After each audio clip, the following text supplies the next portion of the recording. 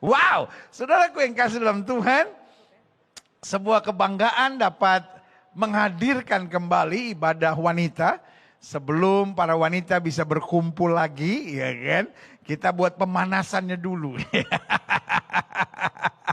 Kenapa nggak dari dulu pemanasannya? Oh, kan kalau cuman kumpul-kumpul di ibadah seperti ini tanpa kumpul kan nggak mantap. Kan wanita senangnya kumpul, ya kan? Mangan ora mangan asal kumpul, ya kan? Tetapi sekarang pemanasannya dulu supaya saudara masih ingat di GBI Glow Fellowship Center ada ibadah WBK.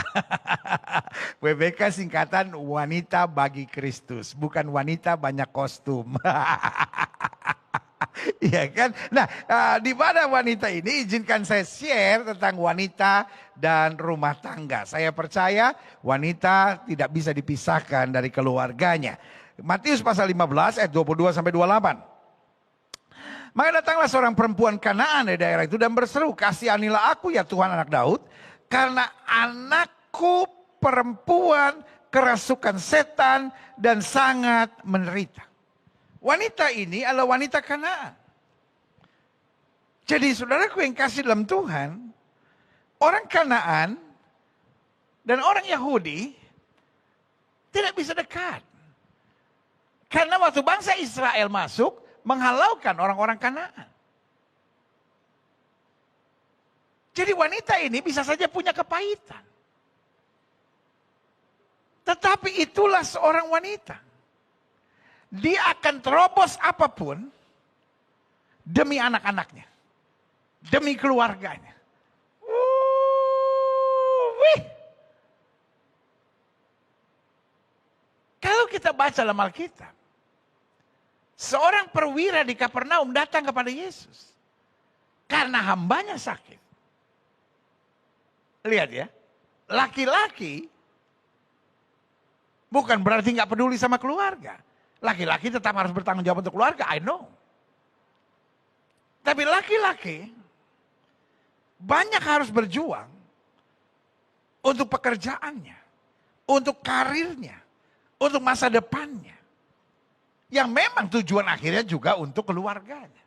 Karena kalau karirnya bagus, gajinya bagus, masukan buat istri juga bagus.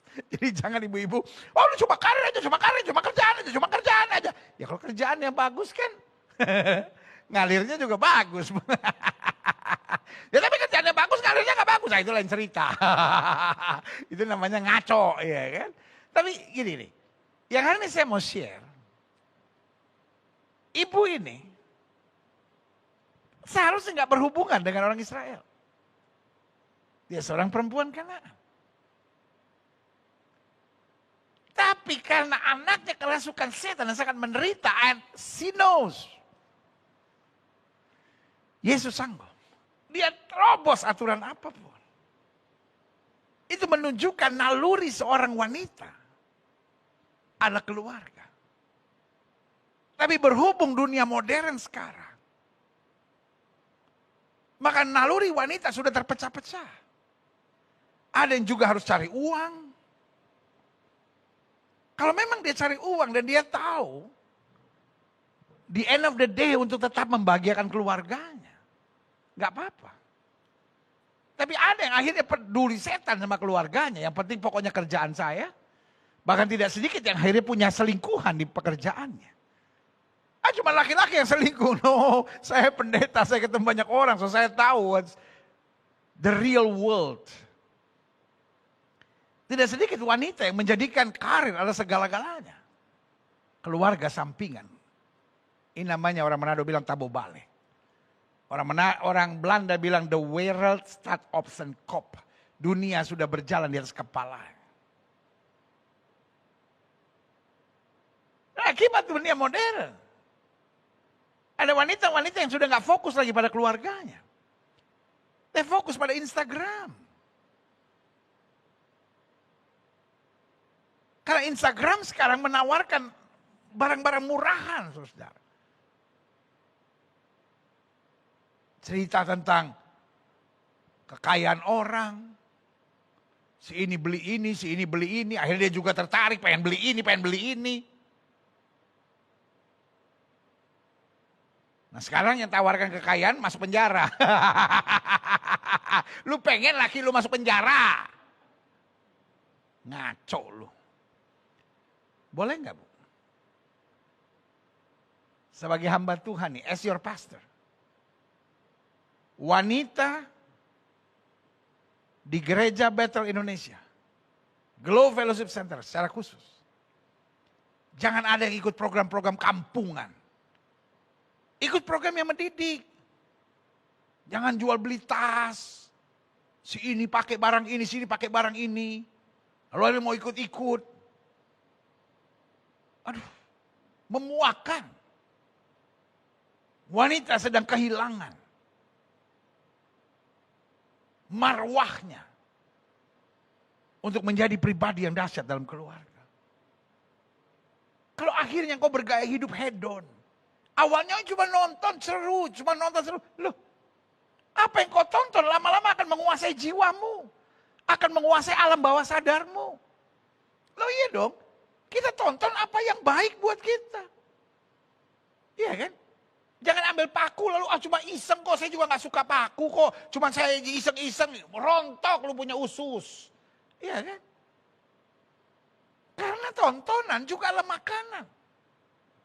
Tapi buat kejiwaan kita, jiwamu sakit saudara. Omong kosong kalau saudara bilang, oh saya cuma nonton-nonton kok, cuma hiburan. Loh, kalau hiburanmu adalah hal-hal yang hedonik seperti itu. Itu akan merusak jiwamu, merusak otakmu, saudara. Sorry kalau saya ngomong kebenaran. I love you. Sebagai gembala, saya harus menggembalakan. Termasuk para wanita. Karena kalau jiwa wanita sudah rusak. Dengan YouTube channel. Dengan Instagram live. Coba lihat Instagram live, kebanyakan ibu-ibu yang nonton tuh. YouTube tentang, aduh gak jelas gitu. Orang nyicipin makanan yang harga, 2 juta, 5 juta, cek. Astaga. Bertobat kenapa Bu? Bukan berarti di Gereja Bethel Indonesia Glow Fellowship Center, ini gak boleh, itu gak boleh. No. Hanya apa yang baik, apa yang berguna, apa yang bermanfaat, apa yang jadi berkat, itu yang harus menjadi makanan saudara. Karena ingat, manusia terdiri dari tubuh, jiwa, dan roh. Nasi, sop, gado-gado itu makanan buat fisik. Buat tubuh. Tontonan, bacaan. Itu makanan buat jiwa. Iya kan? Kalau engkau banyak makan yang sehat, maka tubuhmu akan sehat. Begitu juga jiwa. Kalau jiwamu diisi hal-hal yang baik, yang membangun, yang jadi berkat, yang menenteramkan, yang sederhana, yang mengajarkan tentang keluarga bahagia, maka itu yang juga akan menjadi value. Karena apa yang kau makan dalam kejiwaanmu, itu akan menjadi nilai, akan menjadi value dalam kejiwaanmu. Tapi kalau yang kau hanya sensasi-sensasi gitu, maka jiwamu sakit, jiwamu rusak. Apa yang terjadi? Keluargamu rusak. Firman Tuhan, Alkitab, pujian penyembahan, itu makanan buat roh kita. Jadi karena itu makanan tubuh, makanan jiwa, makanan roh harus seimbang. Jangan makan sehat. Oke ke gereja. Tapi jiwamu hari-hari diisi tayangan-tayangan murahan, saudara. Tayangan-tayangan kampungan yang hanya menonjolkan, oh ini gua kesini. Apa sih gitu? Kok jadi rusak, saudara? Coba lihat wanita ini. Dia terobos segala sesuatunya hanya untuk satu. Anaknya kerasukan setan dan sangat menderita. Ayat 23, tetapi Yesus sama sekali tidak menjawabnya.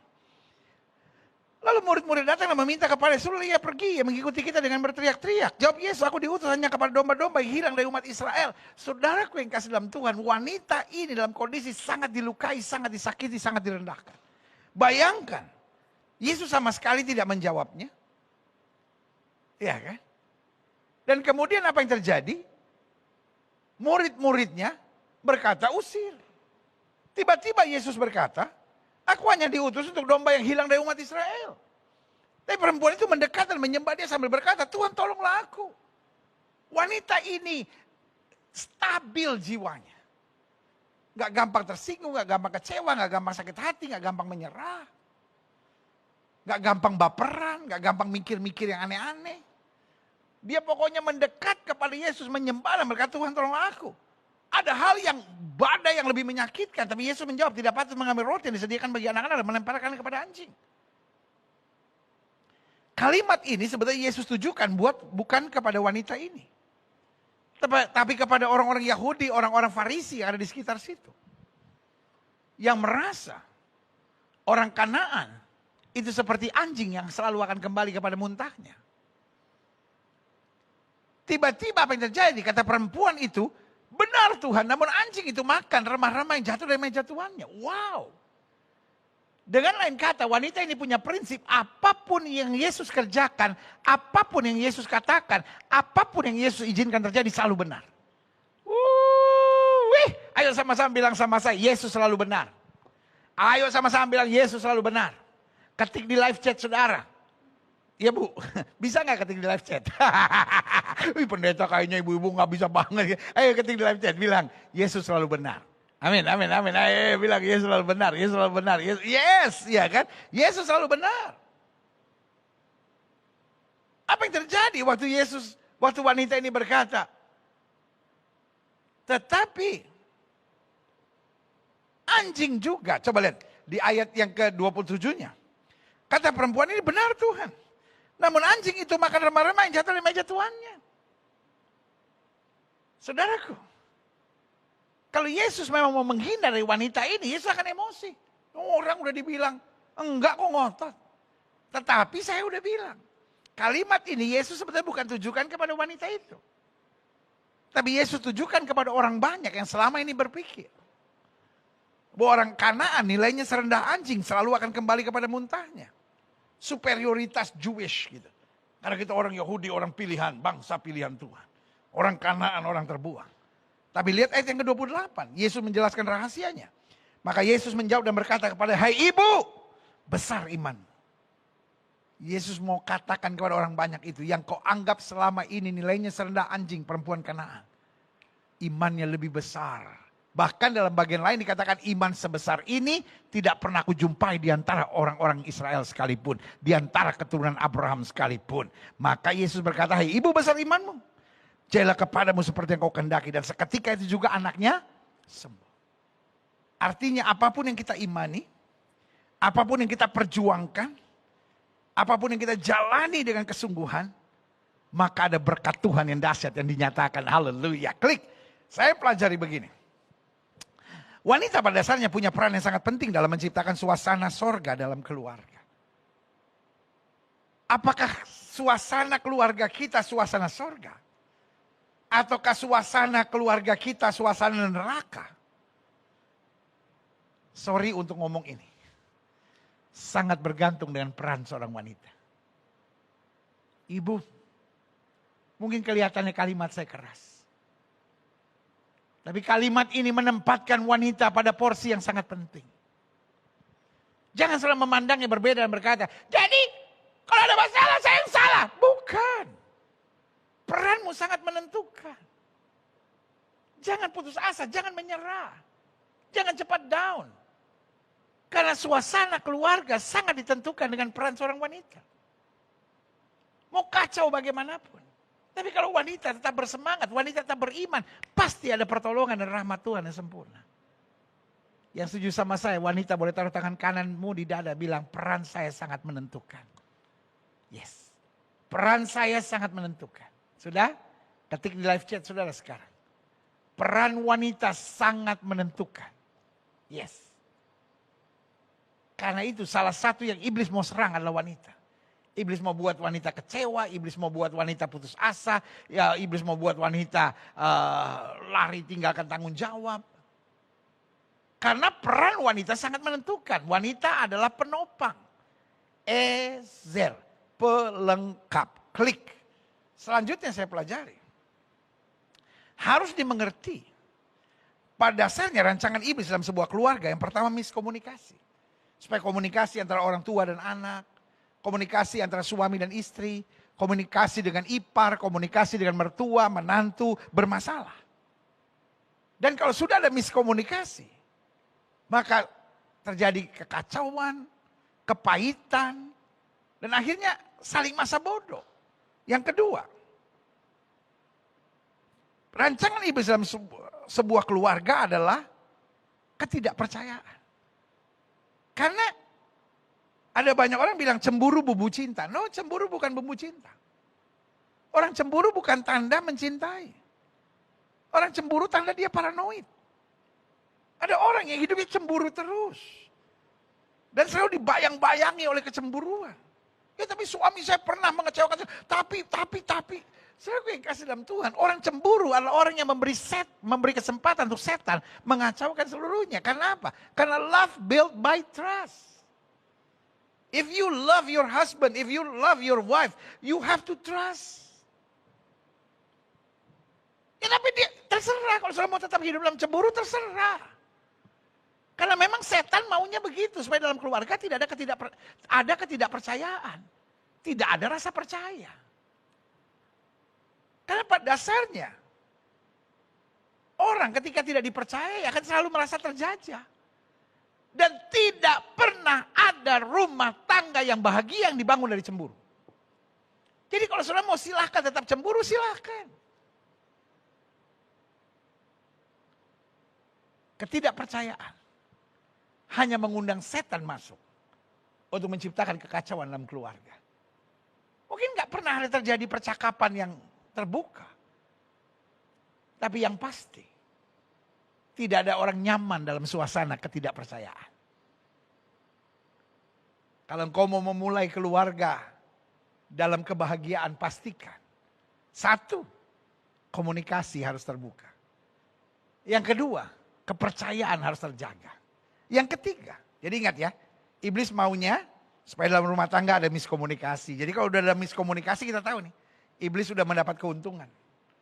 Kalau ada ketidakpercayaan nih, hidup cuma cemburu, hidup cuma curiga, jangan-jangan dia begini, jangan-jangan dia begini. Iblis sudah mendapat keuntungan. Saudara nggak usah berdebat sama saya. Lalu bilang, ya tapi kan suami saya, tapi kan istri saya, tapi kan stop sama nganape tapi itu. Ini yang saya jelaskan apa yang setan sedang mau bangun dalam rumah tangga saudara. Kan kalau saudara mau tetap cemburu, saudara mau tetap tidak percaya, terserah saudara. Kan yang susah-susah sendiri saudara. Kan saya cuma jelaskan bagaimana supaya rumah tangga melepaskan segala niat iblis untuk mengacaukannya. Karena rancangan iblis, satu, miskomunikasi. Dua, ketidakpercayaan. Tiga, adanya kekecewaan dan kepahitan. Mungkin istrimu pernah melukaimu. Mungkin suamimu pernah melukaimu. Dan ibu-ibu selalu berpikir, enggak, saya enggak pernah melukai suami. Loh, saudara yang kasih dalam Tuhan. Luka itu bukan tergantung elu. Karena Alkitab juga bilang setiap manusia benar menurut pandangannya sendiri. Suami selingkuh aja bisa ngerasa benar kok. Ya kan saya selingkuh karena istri saya. Ya, itu yang saya bilang. Intinya, kalau ada kepahitan dan kekecewaan, itulah yang iblis mau. Makanya Alkitab ajarkan kita apa? Aku melupakan apa yang ada di belakangku dan mengarahkan diri kepada apa yang ada di hadapanku. Kepahitan dan kekecewaan adalah penjajahan iblis. Jangan bilang sama saya, kepahitan dan kekecewaan adalah keadaan. No, kepahitan dan kekecewaan bukan keadaan. Ada banyak orang yang mengalami keadaan yang lebih berat dari saudara. Tapi gak menyimpan kepahitan tuh. Dia serahkan pada Yesus. Tapi ada orang yang masalahnya ringan, jauh lebih ringan dari saudara. Tapi menyimpan kepahitan, kebencian, kedendaman, kekecewaan. Kenapa? Karena kepahitan, kebencian, dan kedendaman itu adalah jebakan iblis. Iblis maunya memang terus ada kepahitan. Serahkan aja pada Tuhan. Hiduplah dengan damai. Karena orang yang menyimpan kepahitan, maka sikapnya, mulutnya, perkataannya, pasti akan keluar hal-hal yang pahit. Karena apa yang dari dalam akan terpancar keluar. Ya kan? Selanjutnya. Jadi ingat ya. Rancangan iblis dalam keluarga. Miskomunikasi, ketidakpercayaan. Adanya kekecewaan dan kepahitan. Dan menonjolkan kepentingan diri masing-masing. Masing-masing merasa, oh suami saya mestinya begini dong. Ya kan, karena menonjolkan kepentingan diri, kebaikan diri, akhirnya memberi tuntutan-tuntutan. Dan ketika sudah menyampaikan tuntutan-tuntutan, ujung-ujungnya jadi penjajahan. Karena suami saya harusnya begini, istri saya harusnya begini. Tidak ada pernikahan yang bisa bahagia dengan tuntutan. Karena kalau ada tuntutan, maka yang ada merasa terjajah. Rumah tangga yang bahagia dimulai dari tekad. Pokoknya saya sebagai istri harus begini. Bukan mulai dari dia, tapi mulai dari saya. Lalu saudara mungkin menatap saya dan bilang, enak dia dong. Ya terserah. Kalau saudara mau tetap menuntut, ya silakan. Tapi akibatnya setan bersuka cita dalam rumah tangga saudara. Sebagai gembala saya harus menyampaikan apa yang Tuhan mau. Buat setiap saudara. Dan yang Tuhan mau supaya ada komunikasi yang terjaga. Yang Tuhan mau supaya tidak ada kepahitan, tidak ada kekecewaan. Yang Tuhan mau supaya ada ucapan syukur. Yang Tuhan mau ada saling menguatkan. Yang Tuhan mau masing-masing bertanggung jawab. Saya harus jaga peran saya sebagai istri. Karena istri punya peran yang sangat menentukan dalam kebahagiaan keluarga. Nah, karena itu saya catat di sini. Wanita adalah kunci kemenangan kebahagiaan keluarga. Mungkin saudara menatap saya dan berkata, apa dasarnya? Klik. 1 Petrus 3 ayat 1-2. Demikian juga kamu, hai istri-istri. Tunduklah kepada suamimu. Supaya jika ada di antara mereka yang tidak taat kepada firman, mereka juga tanpa perkataan dimenangkan oleh kelakuan istrinya. Jadi kalau saya baca dalam kehidupan sehari-hari ya.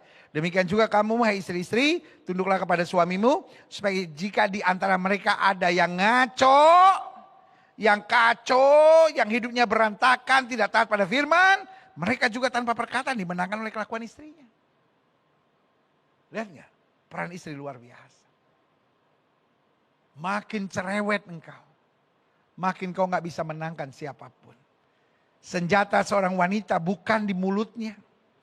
Senjata seorang wanita justru pada ketaatannya, pada ketundukannya, pada kesabarannya, pada kesungguhan dalam terang Tuhan. Ibu, makin kau berkata, saya udah ngomong sampai berbusa sama suami saya, makin suamimu enek ngelihatnya, benar deh. Makin kau berbusa ngomong sama anak-anakmu, makin anak-anakmu luka. Bisa gak sekali-sekali lebih diam, lebih sabar, lebih menguasai diri. Karena apa? Lo jangan bilang, oh Gilbert enak, lo ini Alkitab. Ngomongin ngotot melulu, ya kan? Kan Alkitab bilang. Alkitab kan gak bilang, karena itu ibu-ibu cerewetin suamimu sampai dia stres, sampai dia bertobat. Malah enggak, malah enak terus. Bener deh. Jangan sampai pikiranmu dikuasai oleh setan. Cari firman Tuhan, ayatnya mana? Perempuan yang cerewet membuat suaminya bertobat. Ya tapi saya juga udah gak taat, ya bertobat. Ya dia duluan bertobat, ya kalau sudah mau gak hancur rumah tangga, sudah terserah. Kok dengar firman ngelawan terus, saudara ya kan? Demikian juga kamu istri-istri, tunduk kepada suamimu. Supaya jika ada di antara mereka yang tidak taat pada firman, mereka juga tanpa perkara dimenangkan oleh kelakuan istrinya. Jadi kalau saudara mau tahu rahasia firman, iya kan? Ini di ayatnya. Tapi kalau saudara mau pakai cara saudara sendiri yang liar, premanisme itu silakan. Lihat aja nanti apa hasilnya. Tapi kalau saudara mau cara firman Tuhan ini. Ayat 2, kenapa mereka bisa dimenangkan tanpa perkataan? Jika mereka melihat bagaimana murni dan salehnya hidup istri mereka itu. Jadi kekuatan wanita bukan pada mulutnya. Kekuatan wanita bukan pada, oh saya punya teman banyak, saya bisa ikutin suami saya. Makin kelakuan saudara begitu makin enak, bener deh. Makin rumah tangga kacau dan ribut. Kalau ibu mau memberi kesempatan pada Roh Kudus. Ibu tunduk pada suami, jaga kelakuan, hidup murni dan saleh. Maka roh kemuliaan Tuhan akan turun. Kedahsyatan Tuhan akan terjadi di keluargamu. Haleluya. Klik. Saya pelajari. Bagaimana wanita menjadi kuncinya? Kunci kemenangan dalam keluarga yang pertama. Dengan doa dan kesabarannya. Ibu, saya tahu. Berat kadang-kala tantangan seorang wanita. Karena itu wanita kekuatannya adalah doa dan kesabaran. Wanita yang suka berdoa dan wanita yang sabar menghadapi segala perkara. Jangan bilang sama saya, oh suami saya suruh cari aja yang sabar, saya malah gak sabar. Ya udah, Kalau memang lu mau ngotot terus ya nggak ada pemulihan dalam keluargamu. Ya tuai aja apa yang kau tabur. Kau tabur kebencian, amarah, keributan. Ya kau tuai itu semua. Tapi kalau kau mau dengar firman Tuhan, ini ayatnya. Ini tuntunannya. Bahwa kekuatan wanita. Bukan pada kekuatannya. Bukan pada ototnya, bukan pada bacotnya. Kekuatan wanita ada pada doa dan kesabarannya. Kedua, bagaimana wanita menjadi kuncinya? Dengan iman dan pengendalian lidah. Coba wanita Kanaan itu. Tidak patut mengambil roti yang disediakan di meja untuk anak-anak dan melemparkan kepada anjing. Benar Tuhan. Tapi anjing juga makan remah-remah yang jatuh dari meja tuannya. Ada iman. Ada pengendalian lidah. Ibu, saya tidak bilang suamimu benar. Saya tidak bilang anak-anakmu hebat. Saya tidak bilang mertuamu benar. Yang saya cuma bilang adalah, walaupun suamimu ngaco, walaupun sekitarmu ngaco. Kalau engkau ikut ngaco, ya kalau dia begitu saya juga bisa begitu, ya gak apa-apa. Masing-masing dipakai setan ya hancur semuanya. Tapi kalau sebaliknya engkau mau mengerti. Kalaupun semuanya ngaco, saya tetap pegang firman Tuhan. Doa dan kesabaranmu. Iman dan pengendalian lidahmu. Akan menuntun kau pada kemenangan dan kemuliaan. Selanjutnya. Bagaimana wanita menjadi kuncinya? Dengan ketenangannya dan pengampunannya. Justru makin wanita tenang. Makin wanita melepaskan pengampunan. Maka di situ wanita mengundang hadirat dan kemuliaan Tuhan. Selanjutnya bagaimana wanita menjadi kuncinya? Dengan sukacitanya. Serta pikiran yang positif. Wanita hebat bukan soal dandanan. Tapi wanita hebat dengan sukacita. Ada masalah apapun. Dalam situasi apapun. Anak-anak kagum dan bilang, Mama luar biasa. Mama tidak pernah kujumpai mengeluh. Mama tidak pernah kujumpai berpikir negatif. Mama menyerahkan segala sesuatu pada Tuhan. Istriku tidak pernah negatif. Istriku tidak pernah berpikir seenaknya dan semaunya. Istriku penuh dengan sukacita. Tidak pernah ku dengar istriku mengeluh. Sorry untuk bilang ini. Ada banyak suami-suami enak lihat istrinya. Mengeluh terus. Mungkin setelah menatap saya dan mengatakan, kok gitu pendeta? Saudara aja coba. Duduk sama orang 5 menit ngeluh terus. Males, bener deh. Apalagi ini bertahun-tahun, udah 15 tahun kawin mengeluh terus. Ada sekali-sekali sih kebahagiaannya.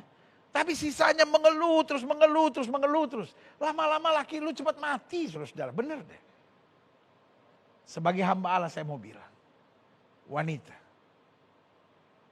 You are special in God's eyes. Wanita engkau penting di matanya Tuhan.